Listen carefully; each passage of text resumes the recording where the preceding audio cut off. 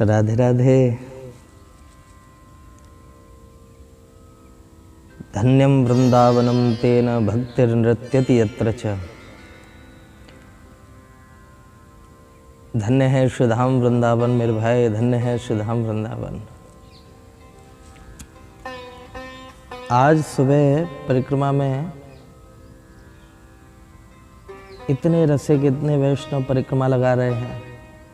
इस आनंद को मैं शब्दों में नहीं कह सकता, इस सुख को मैं शब्दों में नहीं कह सकता। बस मुझे एक ही शब्द निकल रहा था मन से, श्री वृंदावन, श्री वृंदावन, श्री वृंदावन, श्री वृंदावन।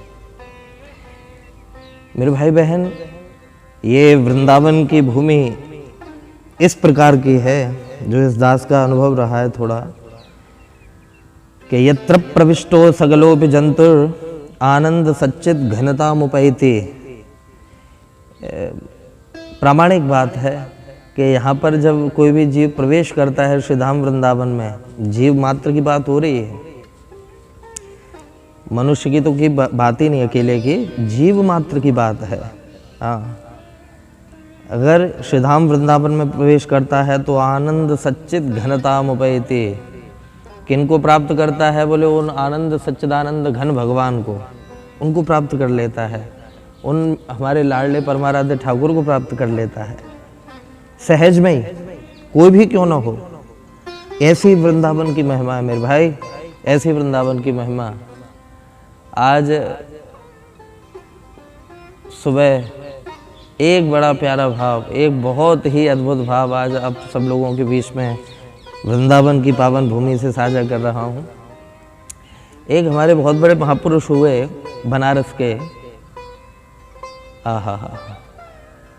मधुसूदन पाद सरस्वती जी महाराज, बड़े अच्छे महापुरुष हुए।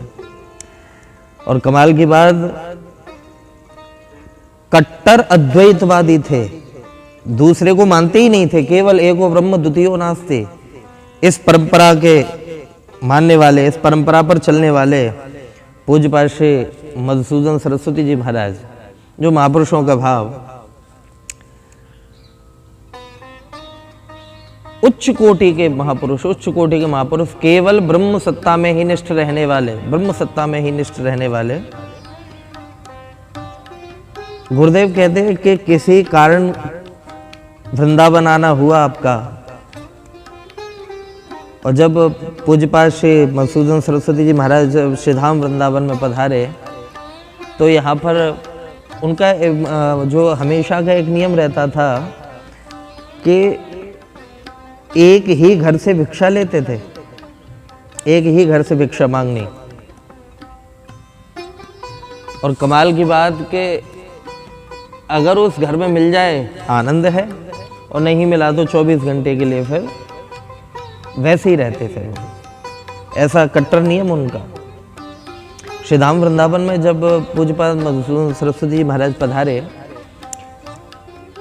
तो यमुना जी के किनारे बैठे बैठे ध्यान लगा रहे थे उस पर ब्रह्म परमात्मा का।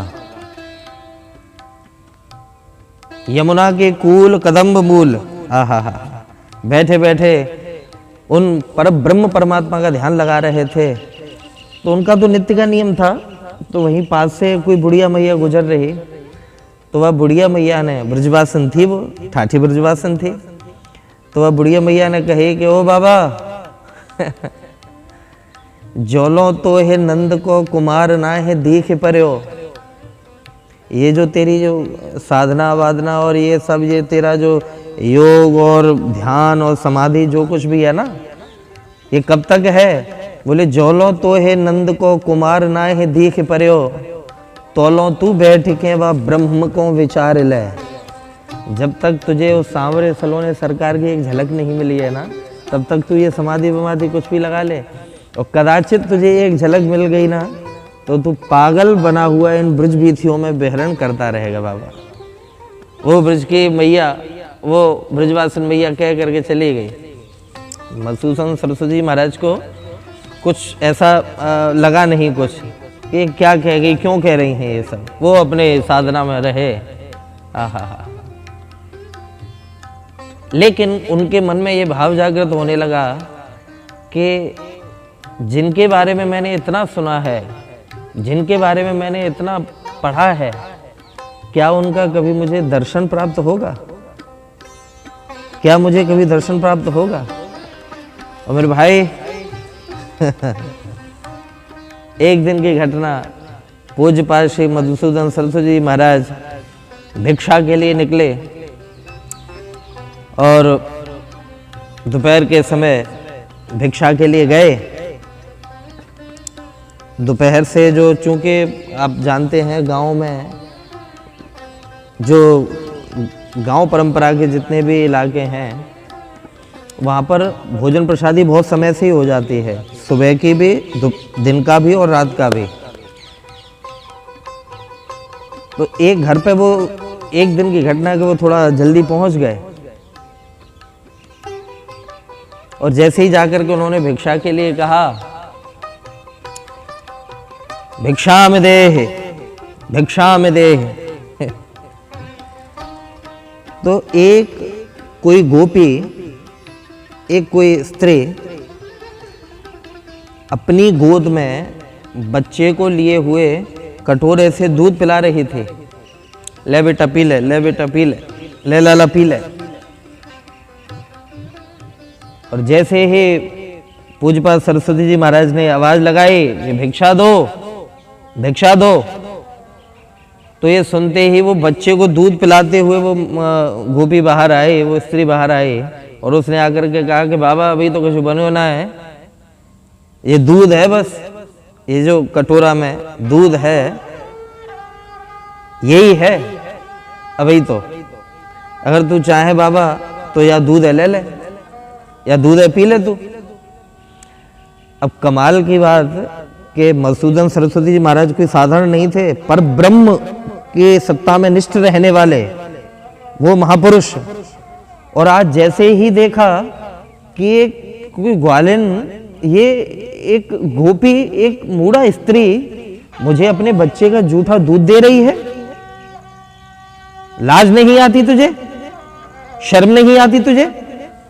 और जब ये कहा मेरे भाई, तो उस गोपी का मुंह उतर गया। उसने कहा कि बाबा अरे मैं तो यहाँ वजह से दे रही हूँ कि दरवाजे पे अतिथि कोई साधु वैष्णव आवे तो वो खाली हाथ ना जावे, और आप भिक्षा के लिए आए हो तो खाली हाथ कैसे भेजूं आपको? या लिए मैंने आपको यह कटोरा को प्रस्ताव दियो, अगर आपको मंजूर ना है तो मत पियो बाबा, मत पियो, थोड़ी देर में भोजन बन जावे वो, फिर आप भोजन पाए लियो। लेकिन उनका तो संकल्प था कि एक दिन में एक ही बार भोजन भिक्षा के लिए आते थे वो। आज इतना मन उदास हुआ कि नाराज होते हुए, चिड़चिड़ाते हुए मधुसूदन सरस्वती महाराज चले आए। दिन भर ब्रजवीथियों में विहार करते रहे, सुंदर सुंदर ब्रज लतापताओं में विहार करते रहे। रात्रि के समय जहां पर पूज्यपाद सरस्वती जी महाराज रुके हुए थे, शयन करने लगे, उन ब्रह्म का ध्यान करते हुए शयन करने लगे। तो आज मेरे भाई बहन कमाल हो गया, कमाल हो गया। आज अर्धरात्रि को हमारे वो सांवले सरकार, हमारे वो ठाकुर, हमारे वो कृष्ण, हमारे वो बांके बिहारी, वो स्वप्न में प्रकट हो गए। और स्वप्न में जैसे ही प्रकट हुए तो आनंदित होते हुए सपने में ही मधुसूदन सरस्वती महाराज कुछ कहना चाहते, तब तक उन्होंने गौर किया कि श्री कृष्ण की चेहरे पर कुछ उदासी है, मुंह लटका हुआ है। तो आज जैसे ही कन्हैया का मुंह देखा, प्रथम बार इतने भावुक हैं, भावोच्छलित हो रहा है,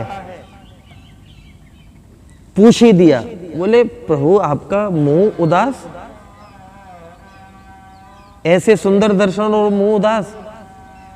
तो उस समय श्री ठाकुर जी ने स्वप्न में ही कहा कि बाबा आप कितने दिन से मेरे दर्शन की प्रतीक्षा कर रहे हो, कितने दिन से मेरे बारे में सोच रहे हो, कितने दिन से ये निवेदन कर रहे हो कि मेरा दर्शन मिल जाए, मेरी प्रसादी मिल जाए, मेरा किनका मिल जाए। और आज जब स्वयं मैं अपना जूठा दूध तुम्हें दे रहा था तो तुम उस प्रसादी को छोड़ करके चले आए हैं? उस प्रसादी को छोड़ करके चले आए। और इतना जैसे ही श्री ठाकुर ने कहा, छवि अंतर्धान हो गई, अंतर्धान हो गई। नींद कहाँ, उठ बैठे हुए मधुसूदन सरस्वती जी महाराज झर झर करके नेत्रों से अश्रु बिंदु बहने लगे कि अरे राम राम राम राम। उस ग्वालिन की, उस गोपी की गोद में जो बच्चा था साधारण, वो स्वयं परमेश्वर परब्रह्म श्री कृष्ण थे। इतने विचलित हो गए, रोते हुए, हिलकी भरते हुए मधुसूदन सरस्वती महाराज गिरते पड़ते हुए आए उसी गोपी के दरवाजे पर। रात्रि में दरवाजा खटखटा रहे हैं, अरे बहन दरवाजा खोल, अरे गोपी दरवाजा खोल। सो रहे थे घर परिवार के सब लोग। जग करके जब वो गोपी आई, उसने देखा तो रोते हुए मधुसूदन सरस्वती महाराज कहते हैं कि बहन, वो जो बच्चे का जो जूठा दूध था ना कटोरे में, हाँ हाँ बाबा, बोले मैं आया था ना लेने के लिए सुबह, हाँ हाँ, बोले वो कहाँ है, वो कहाँ है दूध, वो मुझे दे दे। तो सुन करके उस स्त्री ने कहा, बाबा अरे वो तो लाला ने सवेरे ही पी लियो, अब कहाँ रखो वो दूध, वो तो सुबह ही खत्म हो गया। और जब ये सुना सज्जनों, अर्धरात्रि मधुसूदन सरस्वती महाराज रोते बिलखते हुए आए यमुना जी के किनारे। इतना रुदन किया, आहा। तब वो भाव उन्होंने कहा कि वंशी विभूषित करान नवनीर दाभात, पीतांबरा दरुण बिंब फलाधरुष्ठात्, पूर्णेन्दु सुंदर मुखाधर विंद नेत्रात्, कृष्णात् परम किमपि तत्त्वमहं न जाने। हे कृष्ण, हे कन्हैया, मैं आपके तत्व को जान नहीं पाया, मैं समझ नहीं पाया, ये मुझसे बहुत बड़ी भूल हो गई। और मेरे प्यारे साथियों, ऐसा ठाकुर जी का रंग चढ़ा, ऐसा भक्ति का रंग चढ़ा, वो उन अद्वैतवादी महात्मा को, उस निराकार को मानने वाले उन महापुरुष को ऐसा सगुण साकार का रंग चढ़ा, ऐसा रंग चढ़ा कि जब उनके परिकर के लोग आए, क्योंकि ब्रज वीथियों में ऐसी स्थिति हो गई जैसे कोई भगवान का ही पागल हो, कोई भगवान का ही दीवाना हो, ऐसी स्थिति हो गई। तो उनके शिष्यगण कह रहे हैं, उनके मानने वाले, क्योंकि धुरंधर विद्वान थे, उनको मानने वाले कह रहे हैं, गुरुजी। तो उन्होंने कहा कि क्या मैं गुरु हूं, क्या मैं गुरु हूं? बोले अरे गुरुजी ऐसा क्यों बोल रहे हो? तो हिलकी भरते हुए रोते हुए मधुसूदन सरस्वती जी महाराज कहते हैं, बोले भैया क्या बताऊं, अद्वैत भी थी पथिकैर उपास्याः, मैं तो अद्वैत मार्ग पर चलने वाला था। अद्वैत भी थी पथिकैर उपास्याः, स्वराज्य सिंहासन लब्ध दीक्षा, पर सठेन केनापि वयम हठेन, दासी कृता गोप वधू विटेन। एक सठ ने हठ पूर्वक बलात् मुझे उन ब्रज वधूटियों की दासी बना करके मुझे चला गया। अब मुझे लगता नहीं कि मैं गुरु हूँ। हिलकियों से रो पड़े। तो मुझे लगता है आज भी वो श्रीधाम वृंदावन है जहाँ महापुरुषों को श्री गोविंद के साक्षात दर्शन होते हैं। ये वही वृंदावन है मेरे भाई। लेकिन आज लोगों की सोच कहीं ना कहीं बदल गई है वृंदावन के प्रति, कहीं ना कहीं नजरिया बदल गया है वृंदावन के प्रति। आज ऐसी उस पवित्र धरा को, उस पवित्र भूमि को लोगों ने केवल एक अपने मनोरंजन का साधन बना दिया है। विशेष तौर से यही बात कहने के लिए आज मैं आया। इसलिए मेरे भाई बहन, वृंदावन की महिमा को हमेशा ध्यान रखें। ये गोविंद की पावन भूमि है, गोविंद की धरा है। श्री वृंदावन।